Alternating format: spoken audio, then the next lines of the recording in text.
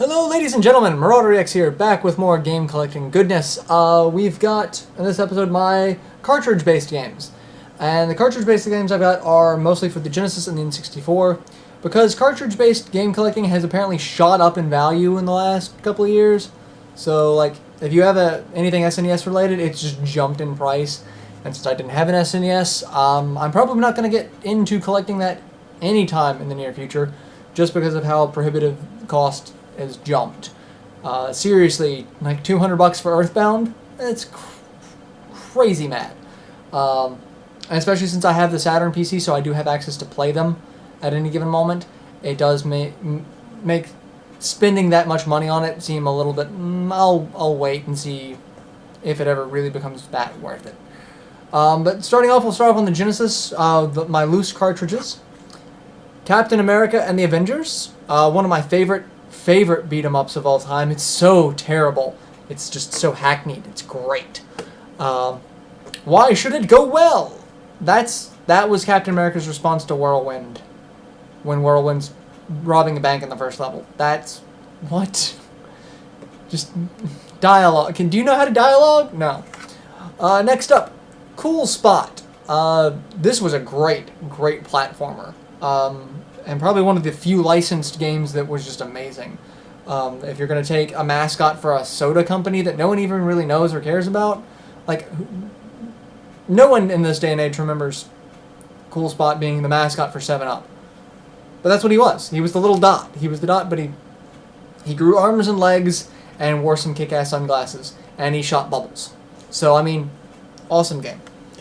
Next up, we've got Ghouls and Ghosts. I can never remember which one's which, because it's Ghouls and Ghosts, Ghosts and Goblins, Super Ghouls and Goblins and Ghosts and Ghouls and Lemons and Things Beyond Lemons, anything. This is the Genesis version.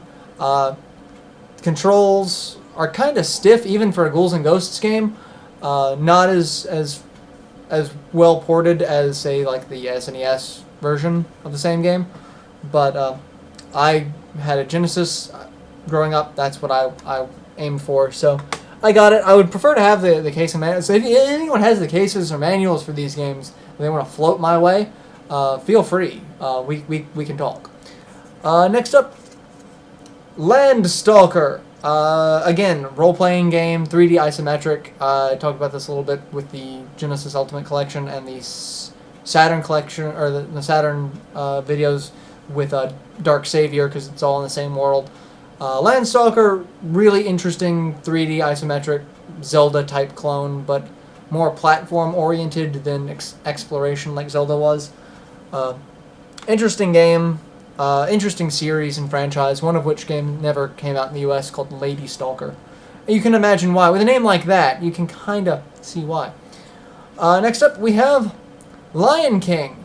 I don't know what it was about Disney back in the 90s, but their games on the Genesis kicked ass. I never played the SNES version. I heard there were very few differences between it, but nowadays movie-based games suck, and everyone it's like, oh, if you're that development team that gets to do a movie-based game, you get to do a movie-based game, you know it's gonna flop. You know, you just put a good coat of polish on it, because you're polishing that turd as best you can.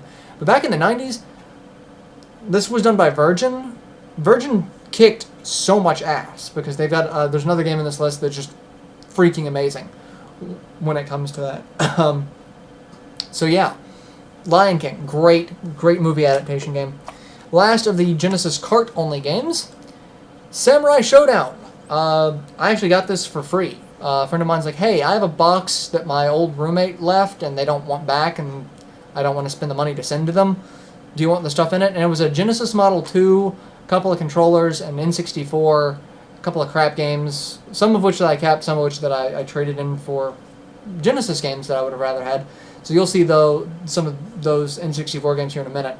But this is one of the Genesis games that I kept. There were actually only like 2 Genesis games that I kept, and I think Lion King may have been the other one. I don't quite remember. But yeah, 2D fighting game using samurai characters. The Takara franchise. Why not?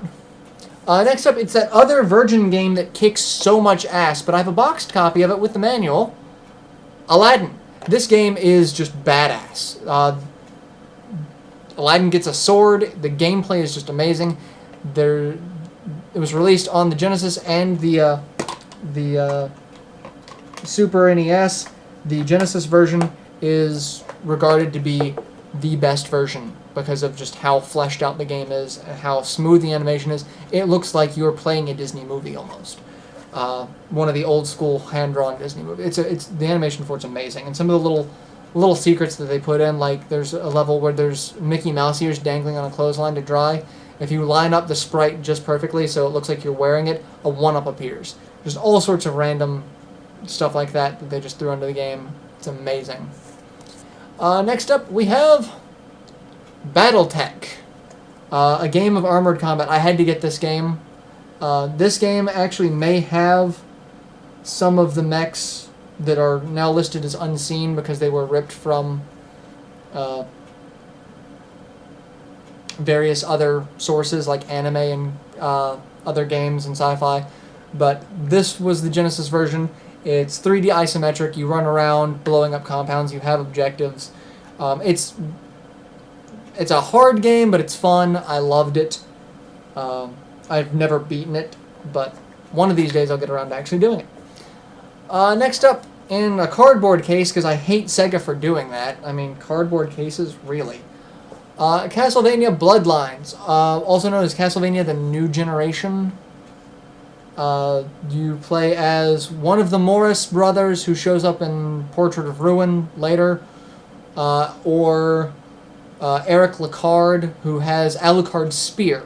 Not entirely sure how he got Alucard's spear, but they're all based off of other more relevant characters in the Dracula mythos. The Morris family was related to Van Helsing, I believe.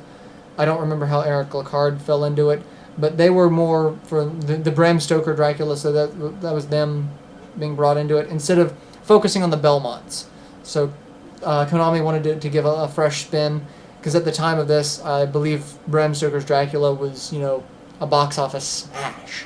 So, but again, ridiculously unforgiving because it's a Castlevania game, and it's not a Metroidvania game, it's a side-scrolling game like the old school ones, so it has moments where it's just blatantly unforgiving. And I loved it. It was great. Chakan the Forever Man. I always saw ads for this game thinking that this probably looks like it's probably going to be crap. It's a 2D action platformer where you get all sorts of weapons and you're dead and you're trying to kill people to get your life back. Like if you have to kill... I never really understood the story because it doesn't really tell you much about it. It kind of gives you little bits and pieces here and there, but trying to flesh out the whole story just by playing the game makes no sense. But I saw ads for it everywhere, and I found a box copy of it. I had to get it just because of, hey, it's that game that was always advertised on those posters that you would get when you bought a game. So, next up, Quackshot, starring Donald Duck. I rented this game when I was a kid and could not figure out how to actually get anywhere because it's kind of a Metroidvania style game. You have to go to this point. It's a 2D side-scroller, but you have to go to this point and then you have to leave once you place a marker because you can now come back here later. But you've made it here, so something else now opens up in another area. You go to that area. Your main weapon is a plunger gun, and it's that sort of back and forth of you need to get this item to get to this area, but to get to this area you have to go and at least complete this much of the level and then leave.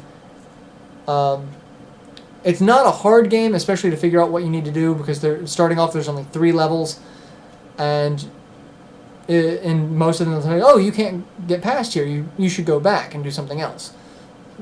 So, I mean, the game kind of doesn't tell you exactly where to go, but it'll tell you when you can't do anything else here, and so there's only so many other options to try. But I could not, for the life of me, figure this game out when I was younger, because when I got this, I was single-digit in age. But I picked up a copy again when I was older, because now that I know how to play it, I'm going to play it, I'm going to beat it, it's going to be awesome. I have beaten it, and one of these days I might even LP it, because it's just that fun of a game. And all sorts of Disney characters show up in it that were famous at the time in the 90s on the DuckTales or Darkwing Duck show, the Disney 90s shows like that. Like Launchpad's in it. Gyro Gearloose, the guy who made the armor for Gizmo Duck, he's in it. The Tinkerer guy. All sorts of fun stuff. It's got a lot of throwbacks. And throwbacks to other Disney games as well. So really fun to have. Next up, another game that I tried playing when I was little and could not get anywhere. Shadowrun. My family is a long history of gaming dork in my bloodline. I've actually played the pen and paper Shadowrun since I was old enough to do multiplication. So my uncle got a copy of this game and I watched him play it, and it was just awesome watching like the 3D CPU hacking segments was just amazing. I couldn't figure out what was going on. I was way too young to piece together the game. But then I started playing the pen and paper game, and I vowed to myself I will own this one day for the Genesis. There's also an SNES version of this, but they are drastically different. From what I can understand, this one follows more of the pen and paper rules. But Darkseid he actually had the SNES version. He loved it, so I can't say anything bad about it because I've never played it. But I trust his recommendation on it. But fantastic game. Next up is a game that defined who I am as a gamer. Shining Force 2. This was one of the first role-playing games that I ever picked up on a console. I picked this up because I wanted... I saw a friend of mine playing Chrono Trigger. I wanted Chrono Trigger on the Genesis, but they didn't make Chrono Trigger on the Genesis. So I went looking for my birthday one year for a role-playing game for the Genesis. I had originally picked up one of the Phantasy Stars. I think it was Phantasy Star 4. And my dad looked at the price and said, no. Because it was $80. $80 for a birthday present? No. Not when I was that young. And he pointed this one out to me because he was able to piece together what I was looking for based off what games I was looking at. And he suggested this one to me. I'm like, I don't know. It looks like it might be good. And I will forever thank him for this recommendation because this game shaped who I am as a gamer. I'm missing the manual for this, so if anyone out there has a Shining Force 2 manual that they're willing to part with so I can have a complete collection and be giddy with glee and not have to spend an arm and a leg to buy a complete collection, I have the manual, or I have the cardboard case and the cartridge, but I'm missing the manual. So, yeah, hit me up because I would love to have a complete copy of this game. Next up, Sonic the Hedgehog, not for resale. This came bundled with hundreds of Genesis consoles. My first Genesis came bundled with this. I played it for hours, and I was playing it on an old Commodore 64 CRT monitor, which the RCA connections didn't work well in the front, so when you plugged it in, you got the game, but it was all black and white. So I couldn't figure out what the hell I was doing, especially when I made it to Robotnik, and I had no idea. I couldn't see him because he was only on screen for a moment. I could not tell the difference as fast as it was going that there was Robotnik in one of the crush piston things. So it wasn't until I was able to fix the CRT RCA port and I was able to play the game in color that I figured out what the hell was going on in this game. But the start of an epic franchise that fell flat on its face because Sonic tripped over his own 2 feet. Speaking of continuing it, we've got Sonic 2, Sonic 3, Sonic and Knuckles. Yeah, I had to get I found all of these boxed at the same game store. It was a secondhand game store. I found them all boxed, and my wife was looking and was like, "You're not leaving without these games." I actually didn't even have a choice in the matter. We had just salvaged... I have a Model 1 Genesis, and then the Model 2 Genesis that I found. So I just salvaged the Model 1, and I was getting ready to hook that up, and she's like, you're not leaving this game store without these games. So I didn't, and I do not regret that, because it's Sonic games. The old school Sonic games are amazing. And last up for my Genesis games... XMen. Again, a licensed game that didn't suck. This, however, was ridiculously hard and just unforgiving. Like, it was painfully hard. Like, they didn't want you to beat the game. Like, oh no, we're just... The first fight with Juggernaut? Pfft. You think patterns are a thing? No, I'm just going to run into you and you're going to die. You get assist characters that you can jump in. You can play as Wolverine, Gambit, Cyclops, and Nightcrawler. And then Storm, Iceman, Archangel, Jean Grey, and Rogue are the assist characters that can come in. Jean Grey would pick you up out of pits so that you didn't die. Archangel would fly across the screen and shoot the daggers out of his metal wings, that sort of thing. But just an unforgiving game. Painfully unforgiving. I, to this day, have never beaten it because it's just so fucking hard. One of these days. Moving on. N64 games. My tower of N64 games here. Starting off with BanjoKazooie. Yeah. It's another rare platformer on a Nintendo console. Not as earth-shattering as Donkey Kong Country was to the original Donkey Kong games, but this didn't really have anything as a predecessor to it.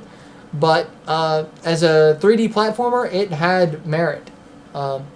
It was probably one of the best 3D platformers on the N64 that was not made by Nintendo. So, next up we have Blast Corps. I've only seen videos of this game. I'd never played it until I actually had a copy of it, and I could not figure out for the life of me the point of the game. It just looked like just blowing stuff up. And why not? So, but after playing it, I still don't really know what the point of the game is, other than blowing stuff up. Next up we have Cruisin' USA, racing game. I actually did not buy most of these N64 games.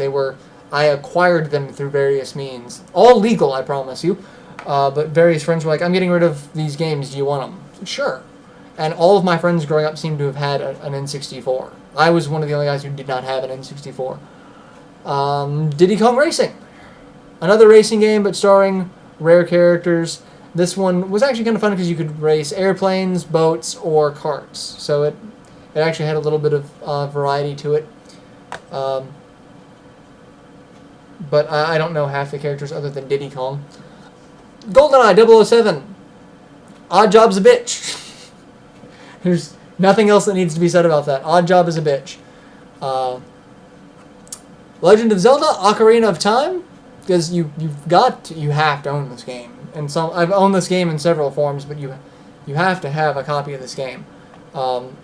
It was the transition of Zelda to 3D. That was just awesome. Next up, Mario Kart 64.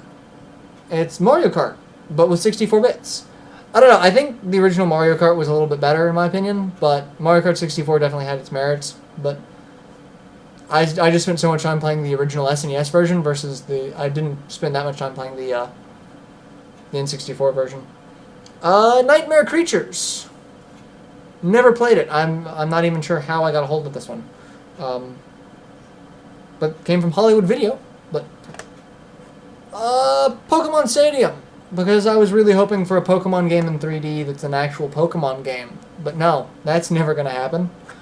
Tom Clancy's Rainbow Six. Again, I don't know how I got a hold of this game, but I've got it. Some of the Tom Clancy games, like Rainbow Six Vegas, awesome. Never played this one, so I don't know. Rampage 2 World Tour. I actually love the Rampage games. I had Rampage on the Atari as a kid. I believe it was the Atari. I got it from one of my cousins. He had it and played it for years. I loved it.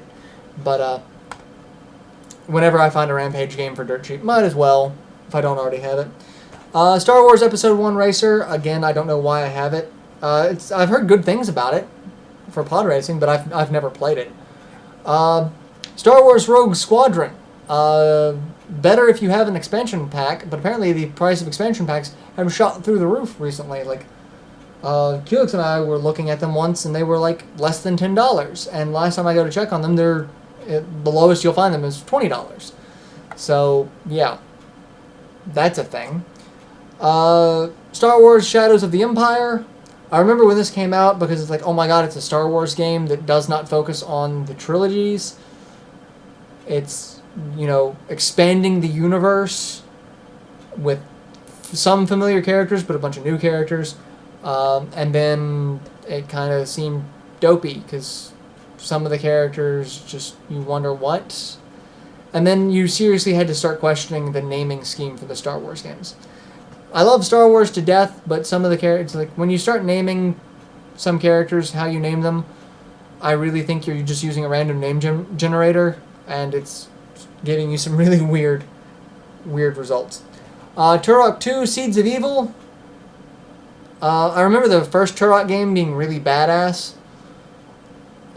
We played that for hours. Don't know how I got a hold of that one, but I did.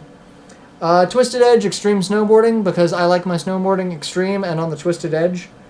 Again, I don't know how I got a hold of this game, but I've gotten to the point in my life where I can't trade in. Like, I refuse to trade in games unless it's complete and total crap. So even if there's a chance that it might be a good game, I will hold on to it as a game collector. So I'm stuck with Twisted Edge. And last but not least is Wave Race 64, because you can't... You have to complete the trifecta of racing games: Mario Kart, Diddy Kong Racing, and then Wave Race. It's all of the actual Nintendo racing games on one system. So that's...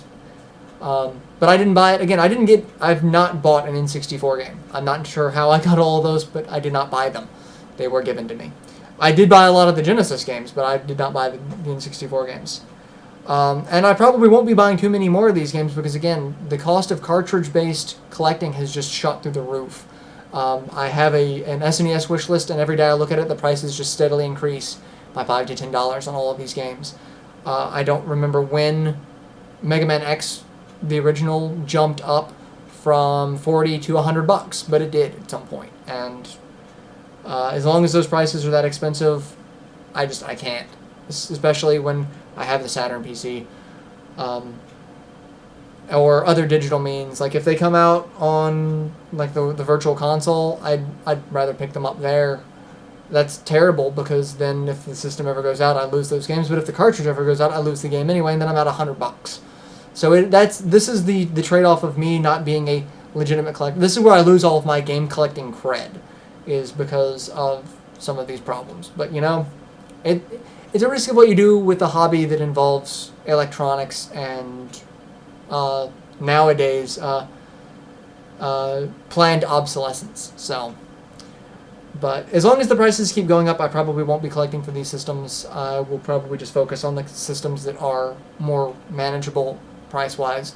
And if I find a good deal for one of these, I'll go for it. But until then, I'm not spending $200+ on a copy of Earthbound. That could be the greatest game since Pong, and that's just way too much money for a single copy of a game that's not even all that rare. But I'm ranting now, so I'm going to go ahead and end this episode for my cartridge-based games. So I will see you in other installments. Till then, later, everyone.